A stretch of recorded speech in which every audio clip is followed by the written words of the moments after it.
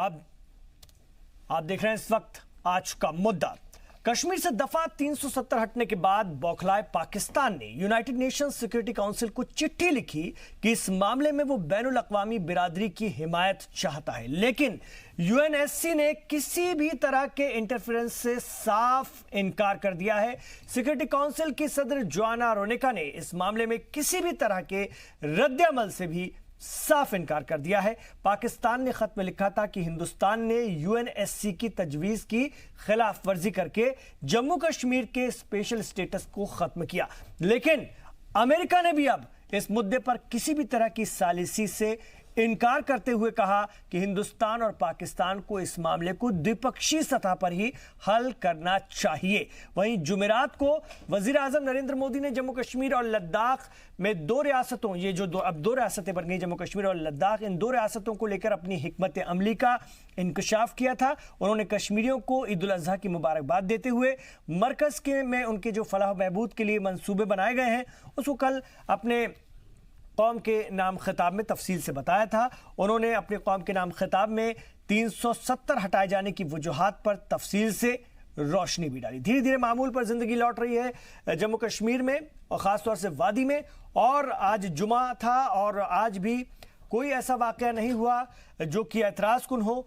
Security forces मुस्तैद हैं, तैनात हैं और आम कश्मीरी भी अमन चाहते हैं और वो हिंदुस्तान का हिस्सा, हिंदुस्तान के साथ है। अब ईद उल अजहा का त्यौहार आने वाला है, उसको लेकर भी सख्त सिक्योरिटी के इंतजाम किए गए हैं और वजीर आजम नरेंद्र मोदी ने कल कहा भी था कि हुकूमत की कोशिश रहेगी कि लोग खुशी खुशी पुरअमन तरीके से अपना त्यौहार मना सके। मेरे 5 सवाल जिनके इर्द गिर्द हमारी चर्चा घूमेगी, आइए उन 5 सवालों पर एक नजर डालते हैं। आज का हमारा पहला सवाल है कि यूएनएससीआर में जो है पाकिस्तान को मिली फटकार के मायने क्या है। संयुक्त राष्ट्र सुरक्षा परिषद में पाकिस्तान को जो फटकार मिली है, साफ जो इनकार किया गया उसके मायने क्या है। दूसरा, क्या दुनिया पाकिस्तान की असलियत जान चुकी है? ये बड़ा सवाल है क्योंकि किसी ने कोई खास तवज्जो नहीं दी। उनका प्रोपेगेंडा चल रहा है, आप देख ही रहे होंगे, उनके चैनल्स भी अब नेट के जरिए मौजूद है। आप देखिए किस कदर प्रोपेगेंडा कर रहे हैं, लेकिन दुनिया तवज्जो ही नहीं दे रही। तीसरा सवाल, पीएम मोदी की तकरीर में कश्मीर को लेकर क्या हिकमत अमली नजर आती है, उस पर भी हम अपने मुअज़्ज़ज़ मेहमानों से खुसूसी बातचीत करेंगे, तफसील से बातचीत करेंगे। और चौथा सवाल है, ईद उल अजहा को लेकर सिक्योरिटी कितनी मुस्तैद। आज जुमा तो पूरा हुआ, लेकिन अब ईद उल अजहा एक बड़ा चैलेंज है। पांचवा सवाल, आर्टिकल के हटने के बाद कितना बदलेगा कश्मीर। वजीर आजम ने कल बहुत सारी बातें की अपने कौम के नाम खिताब में, करीब 45 मिनट का उनका संदेश था। उन्होंने बहुत सारे मंसूबे भी बताए जिसको लेकर कि वो कश्मीर में जा रहे हैं और कश्मीर किस तरह से दुनिया के नक्शे में हिंदुस्तान का एक हिस्सा खूबसूरती के साथ में दुनिया को अपनी तरफ राग़िब करेगा, उसके बारे में भी वज़ीर आज़म ने बहुत तफसील से बताया। इस पर भी हम बात करेंगे। तो ये हमारे 5 सवाल। मेरे साथ ख़ास मेहमान भी इस चर्चा का हिस्सा बनने जा रहे हैं। आइए उन ख़ास मेहमानों का भी मैं आपसे तारुफ करवा दूँ। मेरे साथ इस वक्त भारतीय जनता पार्टी के तर्जुमान या लीडर भी मैं कह सकता हूं, शिवम त्यागी साहब इस वक्त स्टूडियो में तशरीफ फरमाए। शिवम त्यागी जी, आपका खैर मकदम है स्टूडियो में। मैंने अपने साथ जोड़ा है सैयद यासिर जिलानी साहब को, मुस्लिम राष्ट्रीय मंच के कौमी तर्जुमान हैं और मरकजी हुकूमत की एचआरडी मिनिस्ट्री में आप उच्च शिक्षा समिति के सदस्य हैं। यासिर जिलानी जी, आपका भी खैर मकदम है, स्वागत है। मैंने अपने साथ नियति शर्मा को भी जोड़ा है, सियासी तज्ज़ियाकार के तौर पर इस वक्त हमारे साथ हैं और प्रोफेसर सीमा सिंह मेरे साथ हैं, कश्मीर मामलों की जानकार भी हैं और ख़ास तौर से हिस्ट्री जो कश्मीर की उसको आप बहुत बेहतर तरीके से बताती आई हैं, अक्सर हमारे प्रोग्राम का हिस्सा बनती है। और मौजूदा दौर है, इससे जब कश्मीर निकलेगा तो किस तरह का होगा और कितनी जल्दी निकल पाएगा, उनसे समझना बहुत दिलचस्प होगा। तो आइए बात करते हैं हमारे मुअज़्ज़ज़ मेहमानों से। और ठीक है, अभी इशारा ये हो रहा है कि थोड़ा सा हम और ख़बर पर बात करते हैं, फिर अपने मुअज़्ज़ज़ मेहमानों के पास जाते हैं। ये तस्वीरें आप देखिए, ये जुमे की तस्वीरें हैं और जुमे की ये तस्वीर है, जब वो जुमे भी याद कीजिए जब श्रीनगर में तकरीर होती थी, जामा मस्जिद की बात कर लें श्रीनगर की या और किसी मस्जिद में, और तकरीर के बाद, नमाज के बाद लड़के पता नहीं कहां से पत्थर लेकर के पूरी मुस्तैदी के साथ निकलते थे और सिक्योरिटी फोर्सेस पर पथराव करते थे। इसके बाद अगर हम देखें तो पिछले कुछ हफ्तों से सिलसिला बिल्कुल खत्म हो गया था, उस पर सख्ती की गई थी और अब जब 370 हटा ली गई है उसके बाद भी परिंदा पर नहीं मार रहा है। और कल अजीत डोभाल साहब खाना खा रहे थे, वो तस्वीरें भी हमने देखी और आज जुमा भी बहुत शानदार तरीके से गया। पहला जुमा 370 हटाए जाने के बाद जम्मू कश्मीर से। अब मेरे साथ मेहमान जो जुड़े हैं उनका तारुफ मैं आपसे करवा दूं। तो अब तस्वीरों में आप देख सकते हैं शिवम त्यागी हैं, भारतीय जनता पार्टी के लीडर, नियति शर्मा सियासी तजज़ियाकार, प्रोफेसर सीमा सिंह कश्मीर मामलों की जानकार, और सैयद यासिर जिलानी साहब मुस्लिम राष्ट्रीय मंच के कौमी तर्जुमान। आइए आगाज करते हैं और सबसे पहले मैं जाना चाहूंगा शिवम त्यागी के पास। शिवम, वजीर आजम नरेंद्र मोदी ने कल तफसील से कश्मीर को लेकर अपना मंसूबा मुल्क के सामने, कौम के सामने रखा। आज पहला जुमा था, उसके बाद हम देखते हैं कि चीजें बहुत तेजी से बदल रही हैं, सामान्य हो रही हैं।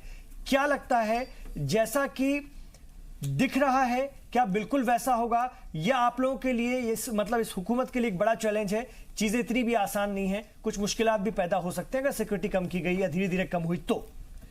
देखिए इमरान जी, अगर बात करें सरकार के सामने तो सबसे बड़ा चैलेंज तो फिलहाल 370 और 35A को हटाना ही था। 70 साल से इस देश में युद्ध जीते भी गए, युद्ध हुए भी, लेकिन बावजूद इसके एक सामाजिक कुरीति जिसको दूर कर पाना बहुत मुश्किल था बहुत सी सरकारों के लिए। तो इस सरकार के लिए सबसे बड़ी परेशानी वो थी। 370 को हटाने में, 35A को हटाने में केंद्र सरकार कामयाब रही, और उसके बावजूद अगर आप देखें तो हालात बहुत ही बेहतर होते जा रहे हैं उम्मीद के मुताबिक, बल्कि उससे भी ज्यादा बेहतर होते जा रहे हैं। पहले कर्फ्यू था, फिर 144 में कन्वर्ट हुआ, और आज तो आप मूवमेंट भी देखेंगे, स्कूल दफ्तर भी खुले हैं, तो चीजें और बेहतर होंगी। जहां तक बात चैलेंज का है, तो भारतीय सरकार की सबसे पहली जो प्राथमिकता है वो सिर्फ यही है कि वहां के लोगों की सुरक्षा की जिम्मेदारी हमारी है। जो मुट्ठी भर लोग हैं, चाहे वो पत्थरबाज हैं चाहे कोई और, वो किसी भी तरह से माहौल को ना बिगाड़े, और उसके लिए मुस्तैदी के साथ फौज वहां पर है, तो किसी भी तरह की चिंता की बात नहीं है।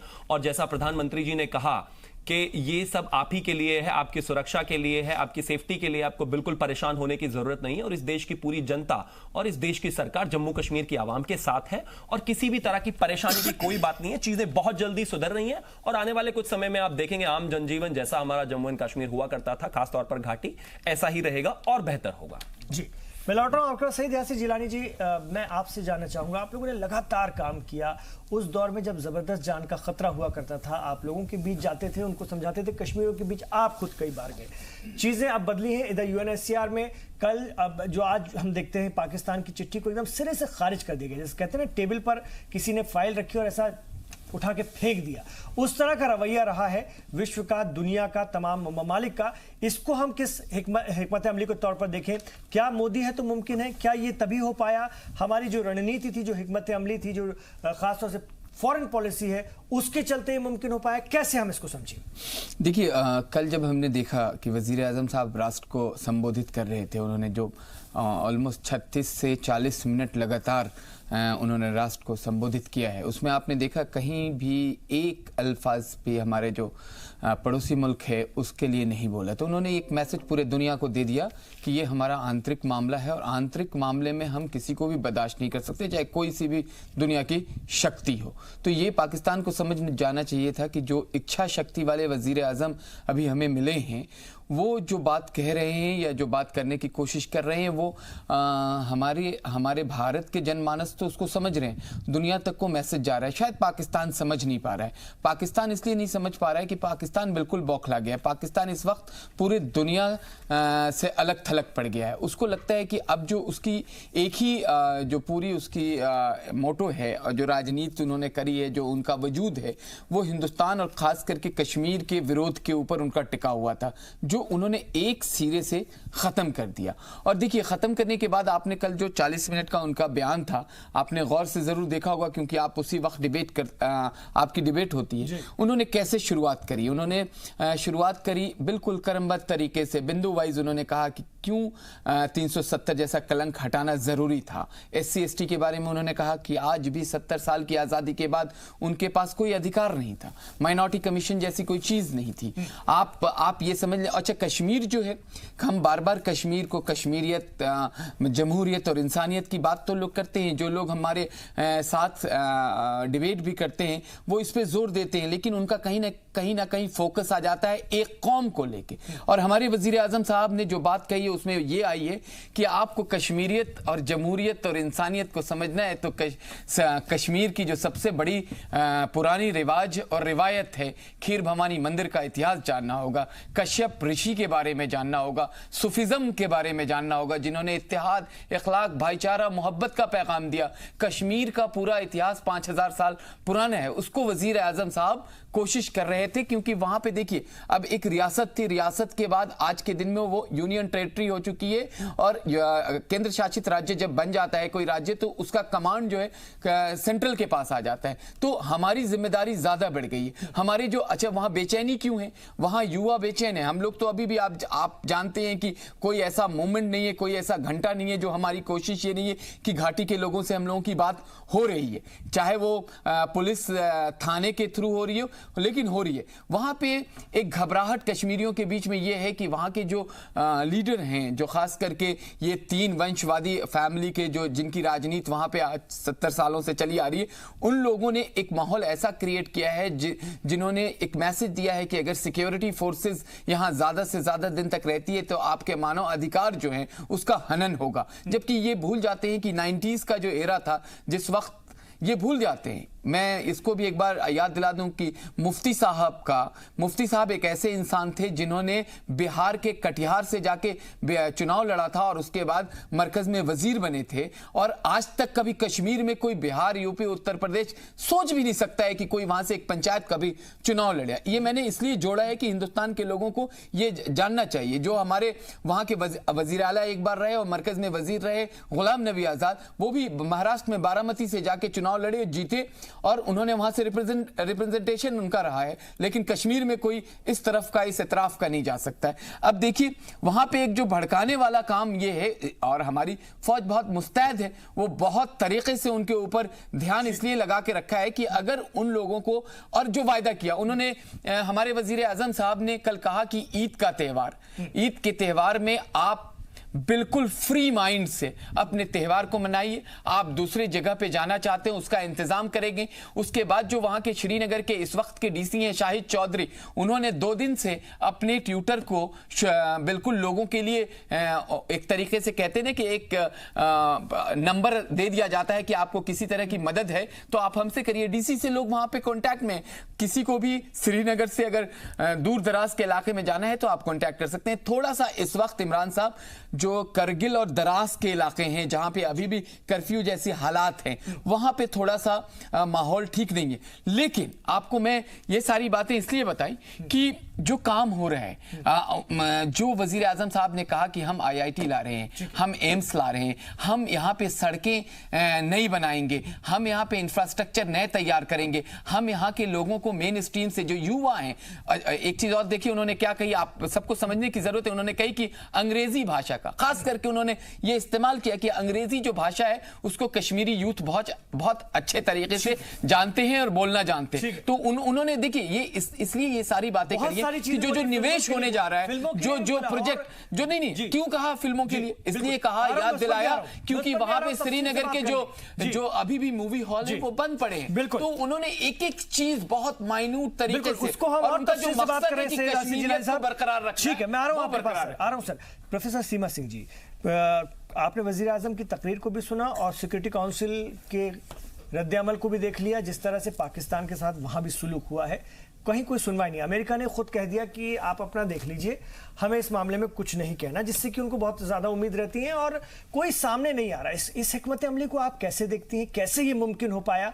वरना तो वो हर लेवल पर और यही डराया करते थे कि हम यहाँ जाएंगे, वहां जाएंगे, दुनिया, इमरान खान अपनी संसद में तो कह रहे हैं कि दुनिया को वहां पर जाना चाहिए, देखना चाहिए, लेकिन दुनिया को कोई फर्क ही नहीं पड़ता है। देखिए, अगर ये जो 370 को हटाने का काम इस सरकार ने किया है, अगर हम इसको देखें तो सरकार 2 मुद्दों पे बेहद सफल रही है। पहला तो एक बहुत बड़ा चैलेंज था कि 370 को और 35A को शांतिपूर्वक हटा लेना, जो कि एक लंबे समय से ऑपरेशनल थी जम्मू कश्मीर में।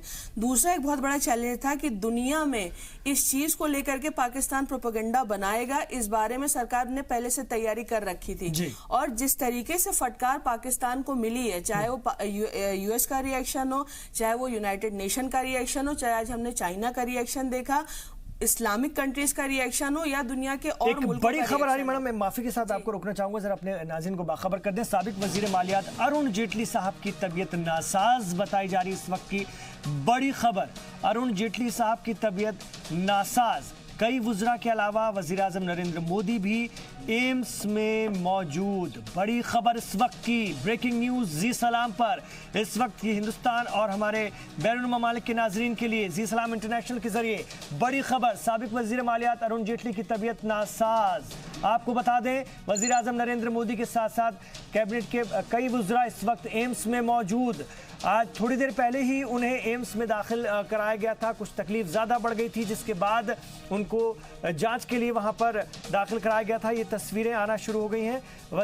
साबिक वज़ीर मालियात रहे अरुण जेटली, भारतीय जनता पार्टी के सीनियर लीडर हैं, काफ़ी दिनों से बीमार चल रहे हैं और सांस लेने में दिक्कत के चलते उन्हें आज सुबह एम्स में 11 बजे दाखिल कराया गया था। सांस लेने की तकलीफ के चलते आपको बता दें, उनका काफ़ी दिनों से उनकी तबीयत ख़राब चल रही है और बाहर भी उनका इलाज हो चुका है और इसी के चलते उन्होंने इस बार कैबिनेट में शामिल होने से साफ मना कर दिया था और उनकी तबीयत लगातार नासाज बनी हुई थी। अभी इस बीच खबर ये आ रही कि तबीयत ज़्यादा बिगड़ गई है। वज़ीर आज़म खुद मौजूद हैं और तमाम वुज़रा मोदी कैबिनेट के इस वक्त एम्स में मौजूद हैं। बड़ी खबर इस वक्त की, साबिक वज़ीर मालियात, साबिक वज़ीर ख़जाना अरुण जेटली साहब की तबीयत नासाज। सीनियर एडवोकेट रहे हैं अरुण जेटली साहब और उनकी तबीयत में तेज़ी से गिरावट इस वक्त आ रही है, जिसके चलते उनका इलाज एम्स में चल रहा है। आज सुबह 11 बजे उन्हें एडमिट कराया गया था। तमाम तरह की जांचें हुई और भी हालत जो है लेकिन नासाज बताई जा रही है। इस वक्त की बड़ी खबर जी सलाम पर वज़ीर आज़म नरेंद्र मोदी खुद पहुंचे हैं, उनसे मुलाकात करने के लिए। खुद वज़ीर आज़म नरेंद्र मोदी नज़र बनाए हुए हैं, वहाँ पर डॉक्टर्स से भी बातचीत उन्होंने की है और उनकी तबीयत का हाल जाना है। बड़ी खबर इस वक्त जी सलाम पर।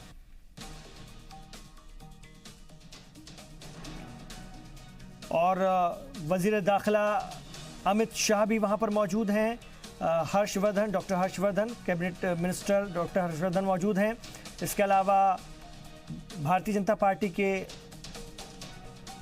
कई और अहम लीडरान इस वक्त एम्स में मौजूद हैं। आपको बता दें, बड़ी खबर ये आ रही है कि साबिक वज़ीर मालियात अरुण जेटली की तबीयत नासाज। कई वुज़रा पहुंचे हैं। बड़ी खबर, ब्रेकिंग न्यूज़, साबिक वज़ीर मालियात अरुण जेटली की तबीयत नासाज। और इस वक्त भारतीय जनता पार्टी से भी मेरे साथ दो नौजवान लीडरान यहाँ पर भी मौजूद हैं, मैं उनसे भी बात करूंगा। अरुण जेटली साहब, शिवम जी बहुत दिनों से परेशान थे, तकलीफ थी, बाहर भी इलाज हुआ है और लगातार सेहत में वो सुधार नहीं आ पा रहा है जो कि आना चाहिए था। देखिए इमरान जी, बिल्कुल सही। अभी ये तो एकदम बहुत ही परेशानी की बात है। अगर हम बात करें अरुण जेटली जी की, तो काफ़ी दिनों से लंबा इलाज चल रहा है, बाहर भी उनका इलाज चला और एम्स में भी लगातार कंसल्टेशंस उनकी चल रही हैं। आज दोपहर से ये खबर आ रही है कि अरुण जेटली साहब वहाँ पर हैं और ये पूरा देश ये उम्मीद करता है कि वो जल्दी स्वस्थ होंगे और वहाँ से वापस लौटेंगे। बहुत दुख की खबर है। अभी पिछले दिनों सुषमा स्वराज जी का निधन हुआ, वो एक बहुत बड़ा झटका था इस देश के लिए। उससे पहले अटल जी, मतलब ये तो बहुत ही एकदम मैं कहूँगा मुश्किल की चीजें हैं, लेकिन और सब दुआ करते हैं कि वो जल्दी से दुरुस्त सेहतमंद हो, सेहतमंद बिल्कुल। और इस वक्त उनका इलाज जारी है। तमाम बड़े वज़रा और वज़ीर आज़म खुद मौजूद है। नियति, अरुण जेटली साहब का बड़ा रोल रहा है भारतीय जनता पार्टी और हुकूमत में भी। इस बार उन्होंने सिर्फ तबीयत के चलते शामिल होने से इनकार किया।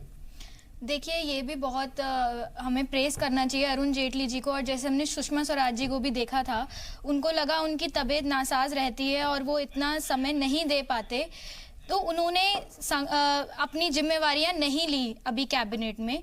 और अभी तो ये न्यूज़ सुन के बहुत ही दुख पहुंचा, और अरुण जेटली जी के लिए मैं भी दुआ करूंगी कि वो जल्दी से स्वस्थ हों, और उनकी बहुत आवश्यकता है, ना ही सिर्फ पॉलिटिकल पार्टीज में बट उन्होंने अपनी एडवोकेसी में भी इतना मेजर रोल प्ले किया है, इतने बढ़िया तरीके से उन्होंने अपनी बातें रखी हैं, और एक नई दिशा, चाहे फाइनेंस मिनिस्टर के रूप में हो चाहे वो एडवोकेट के रूप में हो, उन्होंने सारी देश में दी है। तो उनकी तबीयत नासाज होने से आज अभी हम बात करते हुए एकदम से परेशान हो गए, और हम सारे ही यहाँ पर इस चीज़ के लिए दुआ करेंगे कि उनकी तबीयत जल्द से जल्द ठीक हो और वो दोबारा से ही आए मिनिस्ट्री में, या फिर वो अपना काम दोबारा तमाम से लोग उनके लिए दुआ कर रहे हैं और करते रहेंगे, और मुल्क भी उनके लिए दुआ कर रहा होगा। सैयद यासिर जिलानी साहब, अरुण जेटली साहब का बड़ा कद है, बड़ा किरदार रहा है, और मोदी दौर 1 में जो उन्होंने भूमिका निभाई वो बहुत शानदार, बहुत अहम भूमिका उनकी मानी जा सकती है। देखिए, मेरे पास तो बिल्कुल अल्फाज नहीं है, क्योंकि मैं आज जो भी हूँ, जिस तरीके से बोलता हूँ, कहीं ना कहीं उन्होंने मुझे गाइड किया, कहीं ना कहीं उनका एक तरीके से हम लोगों के ऊपर हाथ रहा है। दिल्ली में जो लोग राजनीति करते हैं, जब मैं 2012 में मुझे टिकट दिया तो मैं गया था मिलने के लिए।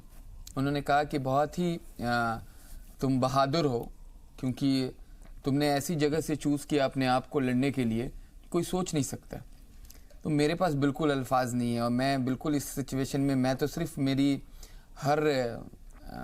मैं अपने एक उससे मैंने देखिए अभी रोमे खड़े हो गए, क्योंकि हम लोग बहुत लगाव था इनसे। मतलब हमने शुरुआत करी, और मैं मेरे साथ इनके साथ इसलिए जुड़ा रहा मैं कि जहाँ इनका घर है उसी के ठीक बराबर में हम लोगों ने बहुत वक्त तक, मेरा भी रहना हुआ है, ऑफिसर फ्लैट है वहाँ पे जहाँ पे ये है। तो मैं उस वक्त से, जब मैं बहुत ज़्यादा एक्टिव नहीं था, तब भी इनसे ज़रूर मिलने जाता था। और जेटली साहब से एक अजीब सी उनसियत है, कहीं भी चाहे कितने भी भीड़ में रहे, चाहे किसी भी मीटिंग में रहे, नज़र अगर पड़ गई तो उन्होंने हेलो करने के बाद 1-1.5 मिनट ज़रूर टाइम दिया कि क्या हाल चाल है। वो उस तरह के लीडर जिसको मानते थे, जिसको मानते हैं, उनका वो पूरा ख्याल रखते थे। मैंने एक बार पूछा था कि भाई साहब, हम लोग मेन स्ट्रीम में आ सकते हैं, हम राष्ट्रवादी संगठन के लिए बोलते हैं टीवी पे, तो कहा कि नहीं, मैंने देखा है तुम्हें, चैनल का नाम नहीं लूँगा, उस चैनल के ऊपर बोलते हुए अच्छा बोलते हो। तो उस वक्त लगा था कि हमने राजनीति में और जो सामाजिक स्तर पे काम कर रहे हैं वो हमने किया है कुछ ना कुछ। जब इतने बड़े लीडर, ये लोग बहुत मुश्किल से इस तरह के लीडर हिंदुस्तान में होंगे, आप यकीन मानिए। और इस वक्त जो जानकारी मिल रही है वो ये है कि अरुण जेटली का ट्रीटमेंट एंड्रोक्रिनोलॉजिस्ट, नेफ्रोलॉजिस्ट और कार्डियोलॉजिस्ट डॉक्टरों की देखरेख में चल रहा है। इस वक्त कार्डियोलॉजी के head of department doctor VK Bahal की निगरानी में उनका इलाज चल रहा है। और स्वास्थ्य मंत्री डॉक्टर हर्षवर्धन के अलावा वजीर आजम नरेंद्र मोदी खुद मौजूद हैं, कैबिनेट के और लोग मौजूद हैं, वजीर दाखिला अमित शाह मौजूद हैं, और लोकसभा स्पीकर ओम बिरला भी पहुंचे हुए हैं, और काफ़ी लोग वहां पर मौजूद हैं। और काफ़ी वक्त से उनका स्वास्थ्य, उनकी सेहत ख़राब चल रही थी, और इसलिए उन्होंने कैबिनेट में भी शामिल होने से इनकार कर दिया था, और बाकायदा चिट्ठी लिखकर वज़ीर आज़म से माफ़ी मांगी थी और मना किया था कि मैं नहीं शामिल हो पाऊंगा क्योंकि मेरी तबीयत साथ नहीं देती है। और 18 महीने से ये सिलसिला लगातार उनका बना हुआ है तबीयत को लेकर के, और इसलिए मुझ पर ये रहम करें कि मुझे मंत्री न बनाएं, इस तरह का कोई विचार न करें। मैं खिदमत कर पाता, लेकिन अब मेरा शरीर मुझे गवारा नहीं कर रहा है। तो बहुत 5 साल का जो अनुभव रहा, उन्होंने ये भी लिखा अपनी चिट्ठी में उस वक्त जब मोदी हुकूमत में कैबिनेट की तश्कील हो रही थी कि मेरा आपके साथ 5 साल का बहुत अच्छा काम करने का अनुभव रहा है, एक्सपीरियंस रहा है, तजुर्बा रहा है, और मुझे जो आपने जिम्मेदारियां दी वो बहुत अहम जिम्मेदारियां थीं, और इसके अलावा अब मुझे कुछ नहीं चाहिए। और अगर मैं स्वस्थ हुआ, सही हुआ, तो मैं ज़रूर आपके साथ काम करूंगा, और फिर आप जो मुझे जिम्मेदारी देना चाहें दे सकते हैं। और काश कि मैं इसमें अपनी और औपचारिक तरीके से सरकार और पार्टी को सहयोग कर पाता।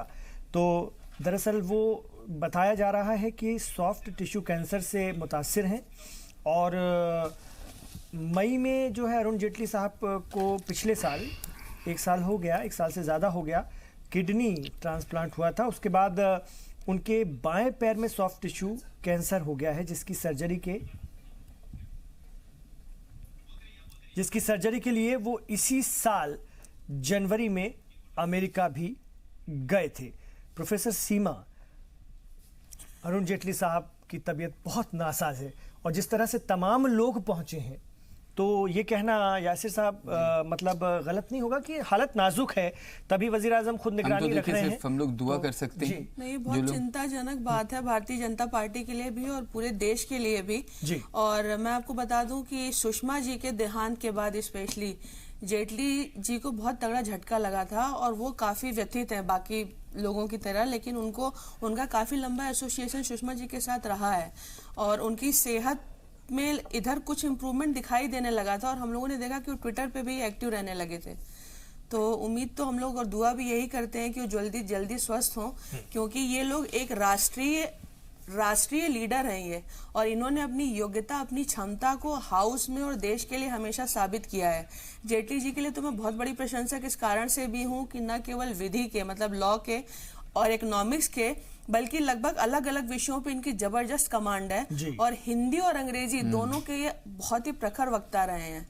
तो इन लोगों का राजनीति में जो योगदान रहा है, जो पूरे देश में इनका कंट्रीब्यूशन रहा है, वो अतुलनीय है। और भारतीय जनता पार्टी में जिस तरीके से एक एक करके बड़े बड़े नेताओं को हम लोगों ने पिछले लीडर्स को पिछले कुछ सालों में ये जो हो रहा है या खोया है, ये पूरे देश के लिए एक अपूरणीय क्षति है और इसीलिए पूरा देश और हम सारे मिलकर के यही दुआ करते हैं कि जल्दी से जल्दी स्वस्थ हों, क्योंकि अभी इस देश को जेटली जी की बहुत आवश्यकता है। बिल्कुल, बहुत ज़रूरत है और हम तमाम लोग दुआ करते हैं कि उनको जल्दी से जल्दी खुदा सेहतयाब करे और इस वक्त जो मुसीबत आई है, परेशानी आई है, वो उससे उन्हें निजात दे और उनकी जो तकलीफ़ है उसमें उनको जल्द से जल्द उससे वो दूर हों, सेहतमंद हों। वज़ीर आज़म नरेंद्र मोदी मौजूद हैं, वज़ीर दाखिला अमित शाह मौजूद हैं, डॉक्टर्स की टीम इस वक्त उनके इलाज में मसरूफ़ है और जिस तरह से खबरें आ रही हैं, क्योंकि तबीयत बहुत ज़्यादा शिवम त्यागी ख़राब है और समस्या भी बहुत गहरी है, क्योंकि बाहर भी इलाज करा चुके हैं, यूएस भी जाकर आ चुके हैं, चीज़ें संभल नहीं पा रही हैं। दुआ है कि जल्द से जल्द चीज़ें संभलें, लेकिन नासाज है तबीयत। देखिए, तबीयत तो ज़रूर बहुत ज़्यादा ख़राब है, इसी वजह से प्रधानमंत्री जी वहाँ पर हैं, ओम बिरला जी वहाँ पर हैं, अमित भाई शाह वहाँ पर हैं, तो ज़रूर परेशानी तो कोई बहुत ज़्यादा है और इस समय तो सब मिलकर, पूरा देश मिलकर सिर्फ दुआ ही कर सकता है, क्योंकि अभी हाल ही में जिस तरह का समय रहा है भारतीय जनता पार्टी खास तौर पे और पूरे देश के लिए, तो सभी सिर्फ यही उम्मीद कर सकते हैं कि जेटली जी स्वस्थ हो जाएं और जल्दी से वापस आएं। लेकिन ये परेशानी बिल्कुल बढ़ती हुई नज़र आ रही है, जिस तरह से आप बता रहे हैं और जिस तरह से वहाँ पर सभी हैं, कैबिनेट के सभी लोग वहाँ पर हैं, प्रधानमंत्री जी वहाँ पर हैं। अभी कुछ ही दिन हुए हैं जिस तरह से सुषमा जी का निधन हुआ, उससे देश अभी उभरा भी नहीं है सही से, और ये एक और दुखद खबर है जो अभी है। लेकिन फिलहाल सिर्फ इतना ही है कि सब उम्मीद करेंगे कि जल्दी से वो स्वस्थ हो जाए। जी, और मैं इसमें एक चीज़ सिर्फ और कहना चाहूँगा कि अभी सुषमा जी और खास तौर पर जेटली जी, वेंकैया नायडू जी, अनंत कुमार जी की श्रद्धांजलि सभा में मैं था अभी कुछ समय पहले जब थी इलेक्शन से पहले, तो उस दौरान सुषमा जी ने खास तौर पर इस बात को ड्रॉ करते हुए कहा था। अनंत कुमार जी की उम्र 6 साल कम थी सुषमा जी से, बावजूद उसके उन्होंने एक दिन पूछा कि सुषमा जी से कि क्या मैं आपको मां बुला सकता हूं, तो वो उनको मां बुलाते थे। इलेक्शंस के दौरान वेंकैया नायडू जी जब इस देश के उपराष्ट्रपति नहीं थे, करीब 70 दिन उन्होंने कैंपेनिंग एक साथ की और उसको करने के बाद फिर जब वो वापस आए और कैंसर से ग्रसित पाए गए और यूएसए से इलाज कराकर वापस आए, तो एक दिन सुषमा जी उनसे मिली, तो सुषमा जी ने थोड़ा उनको एकदम ताना मारते हुए कहा कि भाई आप यहाँ पर आ गए यूएसए से और हमें बताया तक नहीं। तो उन्होंने कहा कि माँ मैं बस अब आपसे मिल लिया और अब मैं सोना चाहता हूँ। उसके 1 घंटे बाद सुहासिनी जी का फोन आया और पता चला कि वो अब नहीं रहे। इसी तरह से कुछ सुषमा जी के साथ हुआ और इस पर मैं बात करता हूँ तफसील से। अभी फिलहाल अरुण जेटली साहब का इलाज जारी है, हम तमाम लोग उनकी सेहत के लिए दुआ करें।